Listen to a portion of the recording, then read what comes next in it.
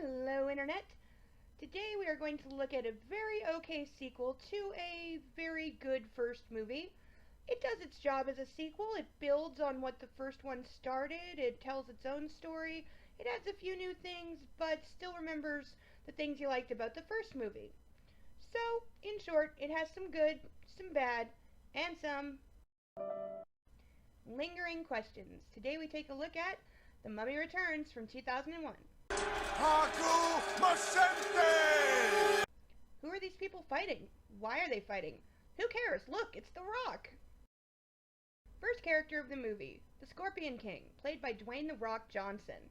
Obviously, he makes a very formidable looking badass, who's apparently not very good at being a badass character because he gets defeated and left to wander in the desert till he dies. But of course, he makes a dark pact and sells his soul and gets powerful and blah blah blah. Movie. Why do they have to wander into the desert and die? Can't they go to another city? Can't they go back to where they came from in the first place? Why does the king outlast all his men? Why does he wait to be near death to call in Anubis? Why does Anubis accept?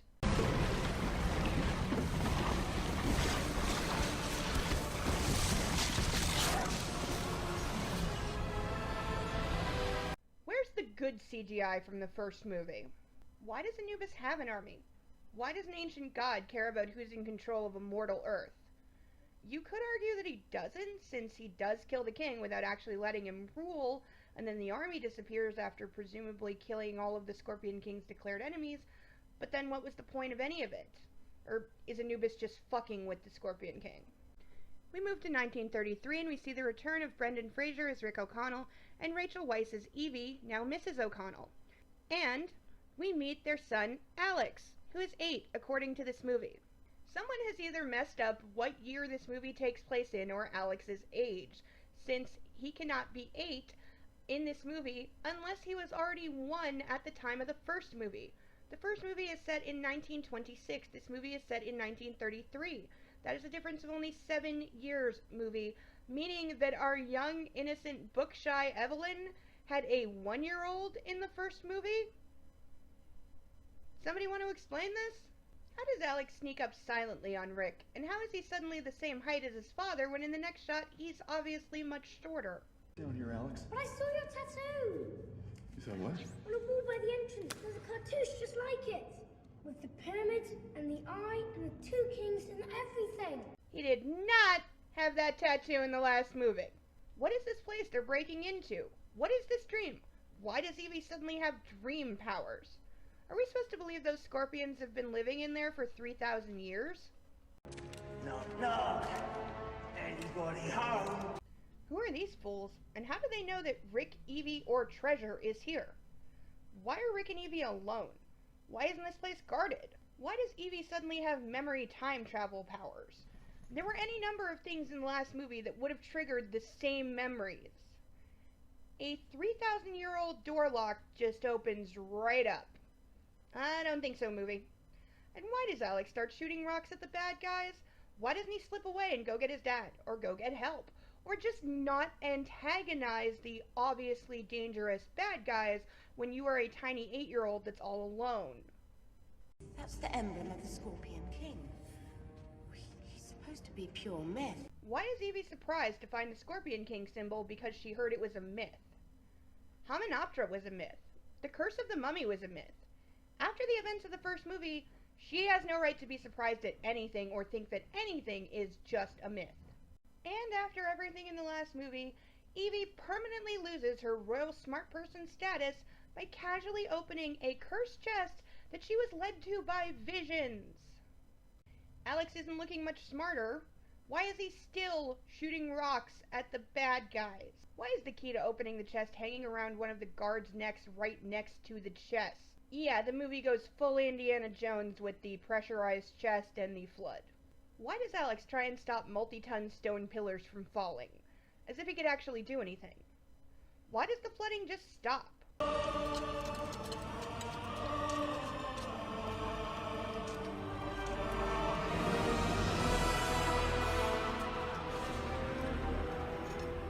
Who are all these digging red people? In the last movie, no one knew where the lost city of Hamunaptra was. Now all of a sudden hundreds of people know about it, know where it is, and can excavate right down to the bottom floor where Imhotep's body would be? Not buying it. The red team is led by a returning Patricia Velasquez, who is present-day reincarnated Anck-su-namun Moon in body, though not in soul, who has been having visions also, and I suppose is either ridiculously wealthy or just has an army of people on standby who like playing in the sand. If they have so many people working for them, why did they only send 3 guys to get the bracelet?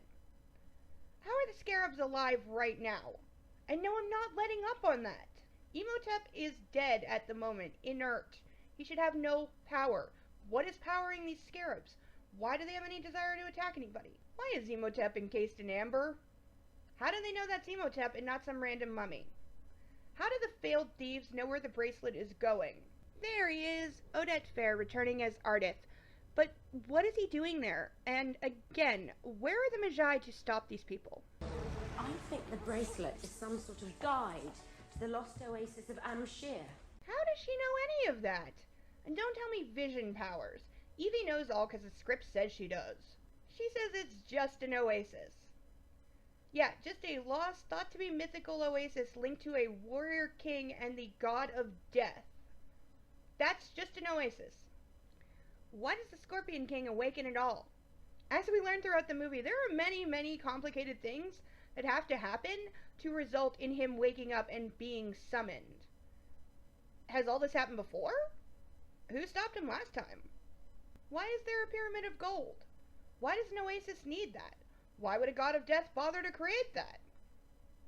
Why does the chest start to unlock when Alex puts it down? And how does a bracelet that can fit the rock also fit a tiny child? And can literally just anyone put this thing on and it would have activated for them? If the bracelet has to be taken to the place that it shows you before it shows you the next place, why does it initially show Alex 2 places? It starts in one place, a place that he is not in, and then zooms to another second place, which is where he's meant to go. Why this one time does it show 2 places instead of 1?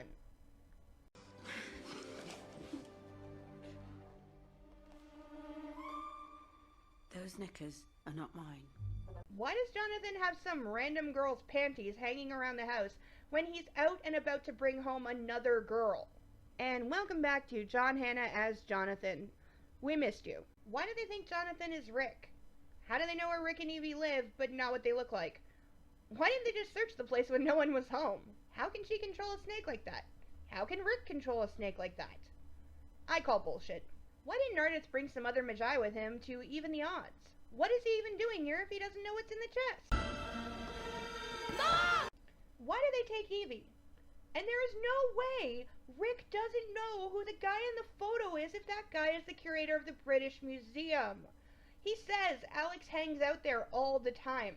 And Evie being Evie in the job that she's in, having been offered a job at the British Museum, of course she's going to know who the curator is, and Rick would have met him several times. This makes no sense. Okay, you're here. Bad guys are here. Evie's been kidnapped. Let me guess. Yes. They once again removed the creature from his grave. I don't mean to point fingers, but isn't it your job to make sure that doesn't happen? The woman who is with him, she knows things. Things that no living person could possibly know. She knew exactly where the creature was buried. Jonathan is right. Just because reincarnated Anck-su-namun Moon has visions that lead them to Hamunaptra doesn't mean the Magi have to sit back and do nothing. They could have stopped these people. The only reason they fail is so this movie can exist. Who made the 7-day rule? And why does Ardith know about it, but not about the killing part, as we find out later? If they want to use Imhotep to kill the Scorpion King and then rule the world, why bother? Why not just raise the Scorpion King and use him to rule the world? Why do they need to substitute one leader for another? Why do they think Imhotep is wanting to help them? Why do they think he would give a fuck what they want? After the soul of his former lover is restored, he has no loyalty to the Red Cloak gang, and we never find out why he has any desire to fight the Scorpion King, or knows that the Scorpion King exists, or that this supernatural brawl has been preordained, or whatever it is. He has no motivation in this entire movie, really. You have the sacred mark. The sacred mark. No! Just no!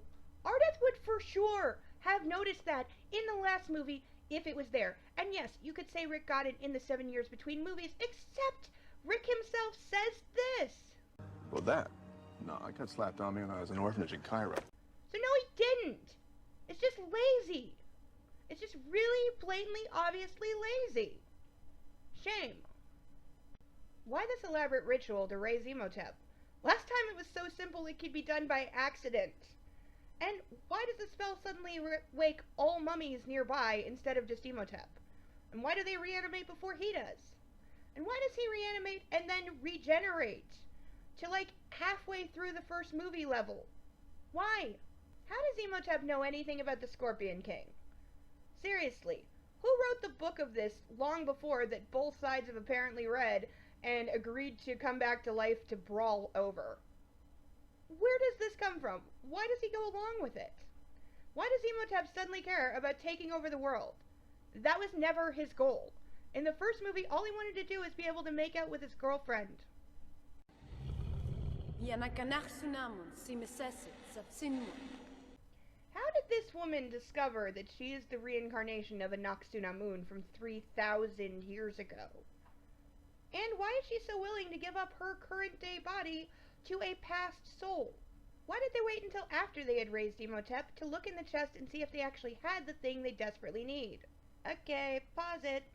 Let's deal with the mistaken identity from the first movie. I didn't mention this in that review because it didn't make it into the movie. It's explained in a deleted scene. We do get an explanation for why Imhotep in the first movie mistakes Evie for Anck-su-namun when he should be able to recognize her as Nefertiri. The explanation is this. The guy in the first movie that Imhotep takes the eyes from is the guy who wears glasses. And since Imhotep is not wearing glasses, he has poor eyesight, and this is why he mistakes Evie for the wrong person in the first movie. But since they never explain that even in this movie, he just looks like a dumbass. Back to the movie where Evie's about to be thrown into the fire, and where does Rick come from? He literally appears out of nowhere.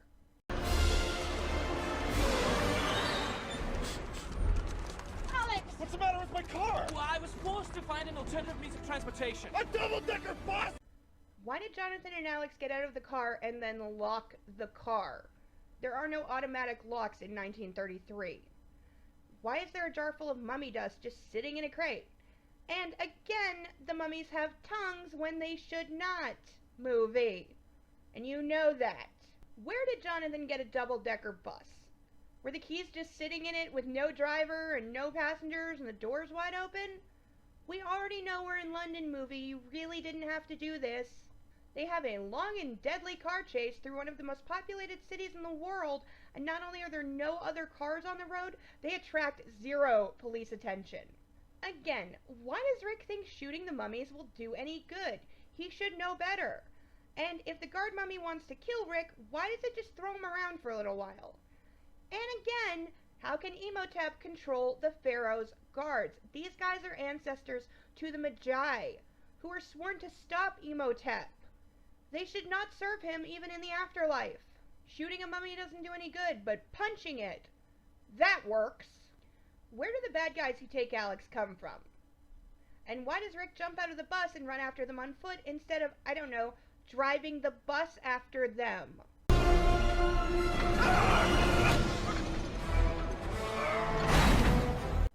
Rick did not make that jump. What is this red cloak cult and why do they worship Imhotep? What is this vision he shows her? It can't be the past because she's not wearing body paint. Why isn't Alex terrified out of his mind? And why would Imhotep want to meet him?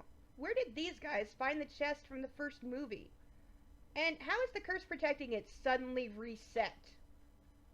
This is some serious bullshit. And yes, someone says the chest was first found 9 years ago, which is what they intended to be the timing between the movies, except 1926, 1933. I really want to know who can't do math. Why argue about money when you're just going to kill them anyway? Promise them $10,000, promise them $100,000, promise them anything they want if it gets them in the room. How does Imhotep know how the bracelet works? And whose canopic jars are those? Imhotep doesn't have any since he was mummified alive, and one of Anck-su-namun's moons was broken in the last movie, yet here we see 5 complete unbroken jars. Why does Imhotep play with his food and screw around on the ceiling? Also, bad CGI is bad. Hot air balloons do require fuel. What's running this one, and where is the unlimited supply of it coming from? Rick comforts Evie by saying they've taught Alex well. What have you taught him about being kidnapped by an undead mummy and cults? Lady, I behave for my parents. What makes you think I'm going to do it for you? Silence! Why does Alex further antagonize his captors? Does this kid learn nothing? Is this really the first time Alex has to go to the bathroom? Why is there an emergency break in the bathroom? And if this is where they were going anyway, why does Imhotep think something is wrong when they stop at the place they were intending to go to? Why does he randomly kill his own guys? And where did Imhotep get levitation powers from? Why does he have any powers for that matter? How does Ardeth know that Imhotep will be able to kill the Scorpion King? Imhotep is cursed and nearly all-powerful, but the Scorpion King is backed by a god. And yes, you could bring up that it is at least implied that Imhotep gets his powers from Anubis as well, and therefore this showdown would be Anubis wanting to see which of his 2 monsters is the strongest and therefore worthy to lead his army.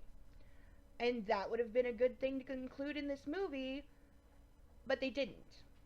And one of the things they did include later on will make this make even less sense. The flashback fight.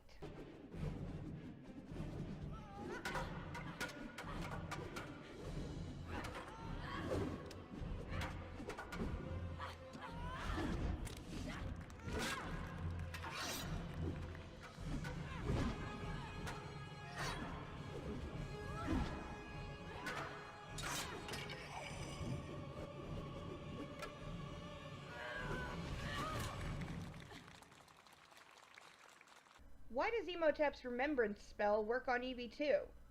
Why is he showing Anck-su-namun this random fight? Why are the Pharaoh's mistress and daughter fighting for his amusement? Doesn't he have slaves to do that kind of thing? And are they really trying to kill each other?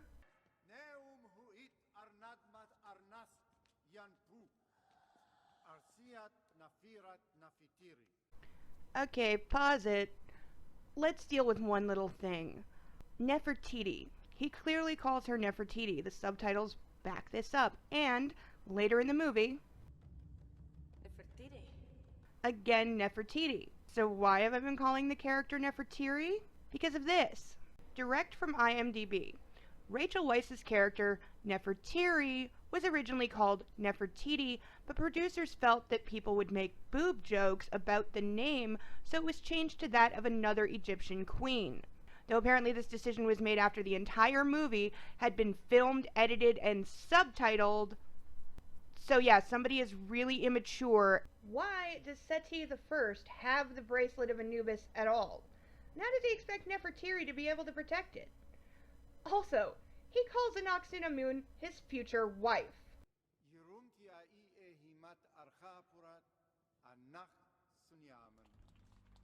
No, she fucking wasn't, movie.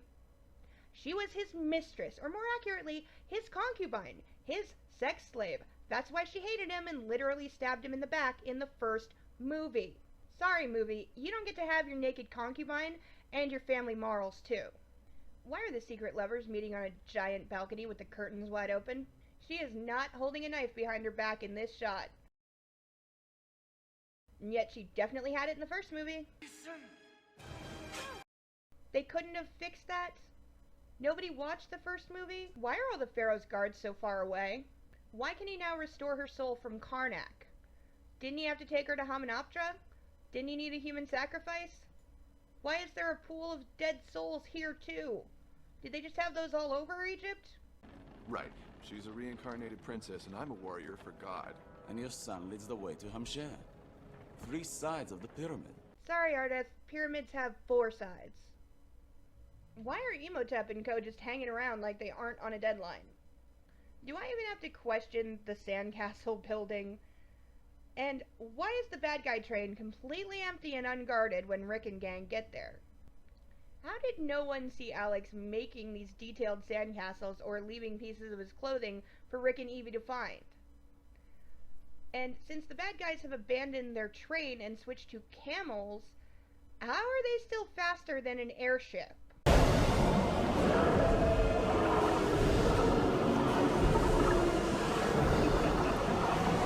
There is not this much water in the whole of the Nile. Why does Imhotep pause his attack so they can marvel at the oasis? If Amsher is this big, how has no one ever found it? Why do the engines suddenly fail? And what's more, why do they stop, dead stop, when they do? Momentum exists, movie. Why does Imhotep just assume they're dead? And why are none of them dead? Why does Ardeth think Horus is dead after hearing a gunshot? Why are there zombie pygmies? Just at all. And if Imhotep is the only one who can stop the Scorpion King, and they're supposed to be protecting the temple, why can't they harm Imhotep or stop him? How did Evie know everything about the bracelet except that it kills? And why didn't Ardeth know that either? This movie has the fastest and most filmable sunrise ever. Movie, you have resurrection as the main plot in the series over and over. Do you really think anyone believed Evie was dead for good?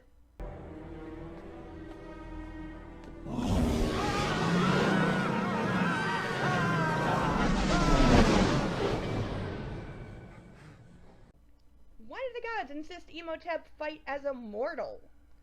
And if he's mortal now, how is he still able to make the stuff at least rattle, if not levitate? And this goes back to what I said earlier about this possibly being seen as a contest between the two monsters that Anubis has created. If that were true, and if he wanted to see which one of them was best, why would he not either leave them both superpowered, which would seem to be required, or make them both mortal if it's down to who is worthy? It makes no sense to have them fight on such uneven ground. If the head cult guy is on Imhotep's side, why does he raise the Scorpion King without making sure Imhotep is ready to fight? And if the Scorpion King must be summoned with both the bracelet and later the gong, what was that bullshit about him just waking up every 5,000 years? What's with the Scorpion Shadow in the desert, and why does it stop when it encounters the Magi? How did the Magi know where the Scorpion Shadow would appear? Why is it appearing in the middle of the desert and not at the pyramid or in the oasis? And why is it appearing at all before the leader is even risen? Why is Anck-su-namun suddenly against this whole fight idea? Did she not know what she was getting into? You could say yes, actually, since she is now the restored past soul, but since Imhotep knows all about the Scorpion King, she should too. And don't get me started on how this is not their destiny, it's just the script talking at this point. Why does the army rise up and start attacking before someone is officially in command of them? They've been given no orders to attack here. They should just be standing there waiting for someone to tell them what to do. Why does Anck-su-namun go hand to hand with Jonathan instead of just stabbing or shooting him?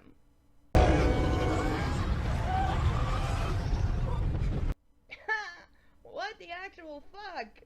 The bad CGI is one thing, but what is this? Is this supposed to be a pit that literally drags you down to hell? Why does Rick challenge Imhotep right now? Why not let Imhotep defeat the Scorpion King and then kill Imhotep? And don't tell me it's because once the fight is over, Imhotep will become superpowered again. They beat him with superpowers last time. They know how to do it. And we see the huge Magi army.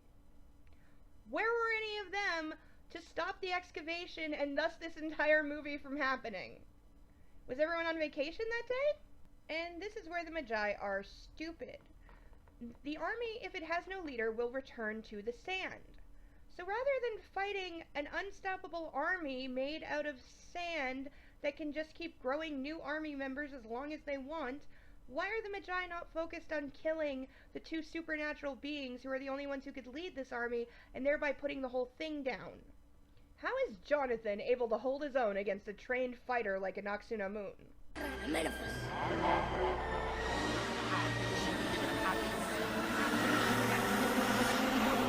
Why doesn't Evie's resurrection require a pool of dead souls or stabbing anyone? And where's this golden light from?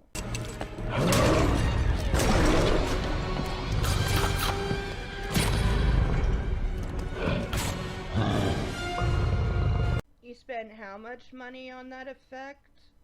Why does the Scorpion King take so long to resurrect? Why doesn't the Scorpion King know who Imhotep is, since Imhotep knew all about him from the moment he woke up?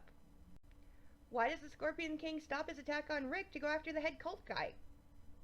Why does the Anubis army send like 1% of its forces to engage with the Magi? Why do the Magi think taking down the army of a god would be the work of a few minutes?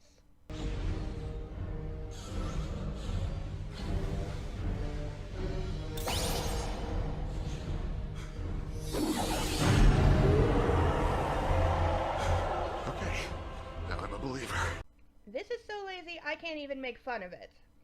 After catching it out of mid-air himself, why does Imhotep then stupidly throw the spear again so Rick can do exactly what he just did?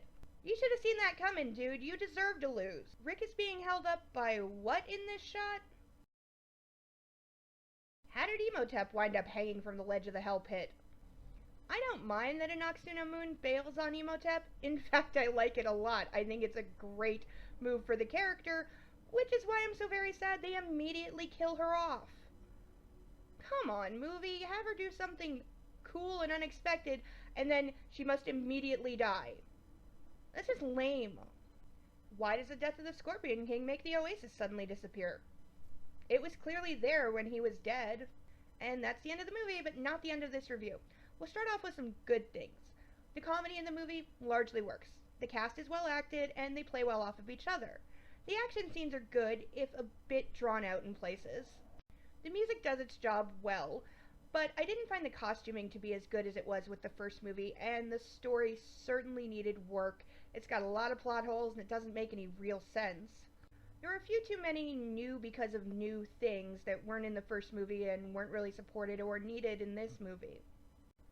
It's still a good adventure comedy romp, but a little disappointing. I recommend it, but not as strongly as the first one. Now for... We don't need no stinking badges. For a high-speed chase that caused massive damage and probably killed some people, that also attracted zero police attention. Out, damn spot. For bloodless sword fighting and even bloodless sword death.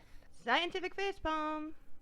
For the airship existing and lacking all physics. It's too cheesy even for this series. I am Supergirl.